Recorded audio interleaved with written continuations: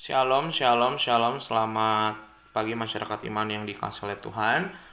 Hari ini kita akan menjalani kembali kehidupan kita sambil terus menantikan perayaan turunnya Roh Kudus. Kita percaya bila Tuhan, karya Tuhan yang begitu indah di atas kayu salib diingatkan oleh senantiasa oleh Roh Kudus dalam hati kita hari ini, agar setiap kali kita mau salah jalan atau kita ada di antara keputusan dan kebimbangan, biarlah Roh Kudus suaranya makin kuat dan memampukan kita untuk melangkah dalam iman. Bersama-sama kita pujikan Kidung Jemaat 170 bait pertama dan kedua, Kepala yang Berdarah. Kidung Jemaat 170 bait pertama dan kedua, Kepala yang Berdarah.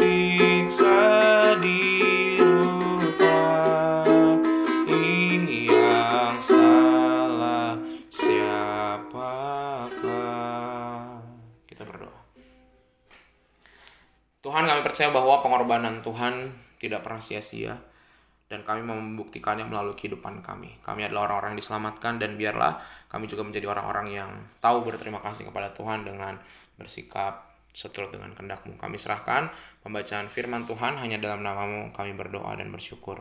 Amin. Bersama-sama kita buka Kejadian 35 ayat 10 sampai 15. Kejadian 35 ayat 10 sampai 15. Kejadian 35 ayat 10 sampai 15 akan menjadi bacaan kita pada pagi hari ini. Kejadian 35 ayat 10 sampai 15, dengarkanlah sabda Tuhan.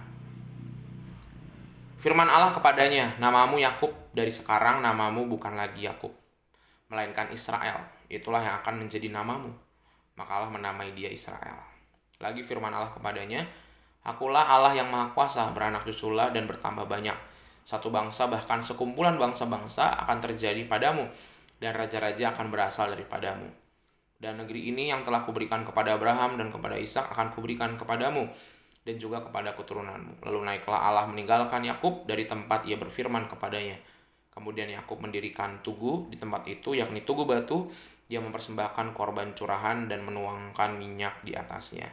Yakub menamai tempat di mana Allah telah berfirman kepadanya Betel. Bapak Ibu Saudara, setelah Yakub bertemu dengan Esau, bertemu dengan orang-orang Kanaan dan orang Feris, Tuhan itu tahu betul sebenarnya isi hatinya Yakub itu. Dan Allah mengirimkan umat untuk pergi ke Betel, mengirimkan Yakub ke Betel. Dan kita percaya bahwa Allah memberikan itu sebagai bentuk inisiatif Allah sekaligus mengingatkan Yakub pada tujuan panggilannya yang semula, yaitu untuk kembali ke tanah leluhurnya bersama dengan kaum keluarganya, bukan untuk menetap di tempat orang lain. Nah, di Betel ini Yakub berjumpa dengan Tuhan melalui mimpi dalam pelariannya. Yakub dia berjanji kepada Allah bahwa dia hanya akan beribadah kepada Allah apabila Allah menyertai dan mencukupkan segala kebutuhannya sampai dia kembali ke kampung halamannya. Tapi sayangnya Yakub sendiri gagal memenuhi nazar tersebut. Dia juga tidak membersihkan dirinya dan keluarganya yang masih kadang-kadang kalau sampai di satu tempat masih ikut-ikut ke bawah menyembah dewa-dewi lainnya gitu.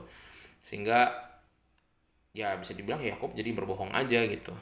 Sehingga Tuhan menyuruh dia, udah lu balik lagi dah, yang benar. Yang kamu udah janjiin, aku masih ingat janji kamu, lakukan yang benar. Aku ampuni kamu sekarang, tapi kamu kembali, kata Tuhan. Dirikan mezbah lagi, ulangi lagi. Barulah Yakub ingat pada, oh iya, aku udah janji nih sama Tuhan. Dan menjadikan Tuhan sebagai satu-satunya yang dia sembah. Dan menyuruh seluruh anggota keluarganya buang semua peralatan berhala lainnya untuk ikut kepada Tuhan. Nah, janji sama Tuhan ya. Saya rasa ini kita sebenarnya karena kebanyakan sok-sokan ikut-ikut tokoh-tokoh perjanjian lama, jangankan nazar dia berjanji aja sebenarnya kalau kita lihat apakah semua janji kita sudah kita tepati. Tuhan, kalau usahaku lancar aku janji akan rajin ke gereja. Tuhan, kalau anak-anakku bisa menikah, punya cucu, aku berjanji akan memberikan sisa hidupku untuk Tuhan. Tuhan, kalau ini aku bakal bikin ini, Tuhan. Kebanyakan janji kita tuh sama Tuhan. Terus dan mungkin sampai hari ini mungkin ada banyak janji kita yang kita lupain. Apalagi kalau di janji kita udah lama banget dari kita muda gitu ya. Dan Tuhan ingat terus itu janji kita. Berapa kali kita janji gak ditepatin. Maka kadang-kadang kalau kita bilang, aku udah minta sama Tuhan tapi gak dijawab, sebentar. Cek dulu, situ udah pernah janji sama Tuhan dan gak ditepatin kan? Ya, jadi kita tuh selalu melihat gajah depan mata gak kelihatan, tapi kutu di seberang lautan kelihatan. Kita selalu ingat janji kita selalu ingat janji Tuhan sama kita, tapi kita tidak pernah ingat janji kita sama Tuhan. Yang seharusnya kita lebih tepat janji karena kita adalah hamba. Kalau Tuhan itu mau semena-mena sama karyawan sama hambanya itu kan gak apa-apa. Tapi kalau hamba udah janji sama tuannya, kalau gak dilakukan harusnya hukumannya mati. Jadi kalau kita udah berjanji sama, makanya kalau memang gak bisa jangan berani-berani deh janji-janji apa sama Tuhan. Gitu mau sekalipun kayaknya kita pengen banget punya kebutuhan yang harus banget Tuhan jawab gitu, harus Tuhan wujudkan. Karena sebenarnya tanpa janji pun Tuhan akan mengasihi kita. Tapi karena kadang-kadang kan kita kan sok-sokan gitu ya, mau coba Tuhan aku akan memberikan begini. Udah ditepatin belum janji dari kita kecil sampai sekarang? Bahkan janji-janji yang kita cuma asal ngomong aja sudah kita tepatin belum gitu. Jadi kita alangkah baiknya kita nggak perlu lagi deh untuk Tuhan dan sok-sokan janji. Lakukan aja hidup dengan baik, ikutin kehendak Tuhan aja. Kita siapa berani-berani bikin janji sama Tuhan gitu ya. Kita kan cuma hamba ya. Hamba tuh gak ada apa-apa yang gak setara sama tuannya. Orang yang berjanji itu yang setara harusnya gitu. Sehingga mari sama-sama hari ini kita mau, satu, kalau kita punya janji sama Tuhan, lakukan. Itu udah gak ada pilihan buat menunda. Kedua, kalau udah lama atau tidak pernah berjanji, jangan coba-coba gitu ya. Cukup hidup seturut kehendak Tuhan aja. Tuhan pasti beri apa yang kita butuhkan. Gak perlu kita minta sama Tuhan pun Tuhan tahu gitu ya. Sehingga biarlah hari ini kita mau belajar, jangan jadi kayak Yakub. Kalau kita jadi kayak Yakub nih sosok janji, Tuhan bisa putar balikan, suruh pulang kembali ke nol lagi. Tuh, lakukan lagi. Aku ampuni sekarang tapi kamu ulang lagi apa yang sudah kamu janjikan. Kalau Tuhan berkata seperti itu, apakah kita siap untuk memenuhi 100%? Gak boleh salah bahkan 0,001. Kalau udah janji sama Tuhan tuh sampai 100%. Kalau kita bilang aku akan memberikan hidupku untuk Tuhan, itu sampai nafas terakhir, ibaratnya sampai udah sekarat di rumah sakit aja, nafas terakhir itu kita harus melayani Tuhan. Berani gak berkata demikian? Semoga kita bisa menjadi orang yang memenuhi janji kita, terlebih kita hidup seturut dengan kehendak-Nya. Amin. Mari kita berdoa.